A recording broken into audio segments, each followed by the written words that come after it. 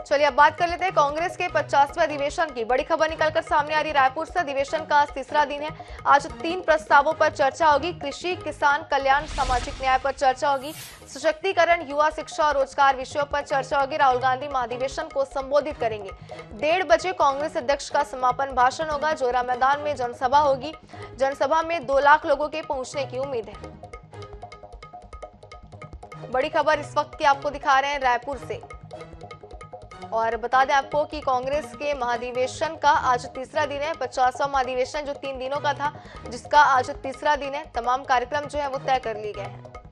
ज्यादा जानकारी के लिए हमारे संवाददाता, विशेष संवाददाता गौरव शर्मा हमारे साथ जुड़ चुके हैं। गौरव, क्या कुछ तैयारी है? तीसरा दिन है महाधिवेशन का। देखिए, आज कांग्रेस के महाधिवेशन का तीसरा और अंतिम दिन है और जो इसलिए भी बेहद महत्वपूर्ण है क्योंकि आज कांग्रेस के पूर्व अध्यक्ष राहुल गांधी इस अधिवेशन को संबोधित करेंगे। कंक्लूडिंग स्पीच होगा कांग्रेस अध्यक्ष मल्लिकार्जुन खड़गे का, जिसका समय निर्धारित किया गया है 1:30 बजे। इसके पहले राहुल गांधी का संबोधन होगा। तो कुल मिलाकर आज ये संदेश देने की कोशिश होगी कि राहुल गांधी किस तरह से काम कर रहे हैं, साथ ही साथ में जो उनको केंद्र सरकार पर जिस तरह से लगातार वो निशाना साध रहे हैं, तो इस संबंध में भी संदेश देने की कोशिश होगी। आगे कांग्रेस किस रणनीति को लेकर बढ़ेगी, इस संदेश देने की कोशिश होगी। इसके पहले 3 अहम विषयों पर चर्चा भी होगी।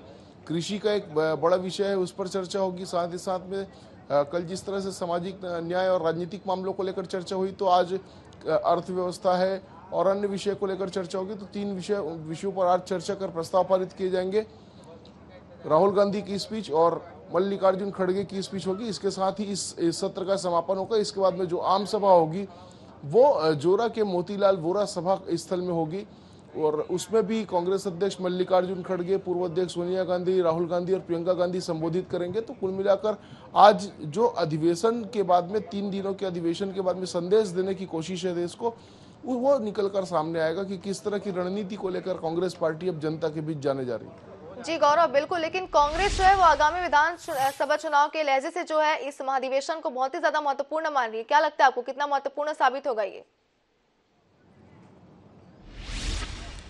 निश्चित रूप से इस 2023 में 9 राज्यों में चुनाव है, साथ ही साथ 2024 में लोकसभा चुनाव है। तो कुल मिलाकर कांग्रेस के लिए ये चुनौतीपूर्ण समय, क्योंकि छत्तीसगढ़ में कांग्रेस को अपनी सरकार बचानी, मध्य प्रदेश, राजस्थान में अपनी सरकार बचानी, मध्य प्रदेश में वापसी करनी, कर्नाटक में बहुत चुनौतीपूर्ण स्थिति वहां पर भी सामना करना है और सरकार बनानी। तो कहीं ना कहीं जिन राज्यों में कांग्रेस की सरकार नहीं है वहां पर कांग्रेस पार्टी को वापस सत्ता में लाना बड़ी चुनौती है। और जहां पर सरकार है छत्तीसगढ़ में और राजस्थान में, वहां पर सरकार की को वापस रिपीट करना एक बड़ी चुनौती, जिसके लिए कांग्रेस रणनीति बनाने जा रही है।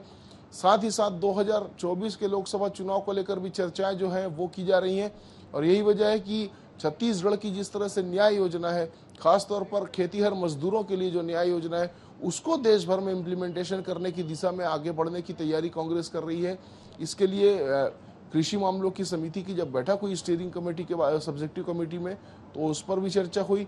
इस मॉडल को देश भर में लागू करने को लेकर चर्चा हुई। तो कुल मिलाकर ये जो अधिवेशन है कांग्रेस के लिए, वो ना सिर्फ 2023 के चुनाव बल्कि 2024 के चुनाव के लिहाज से भी बेहद अहम है।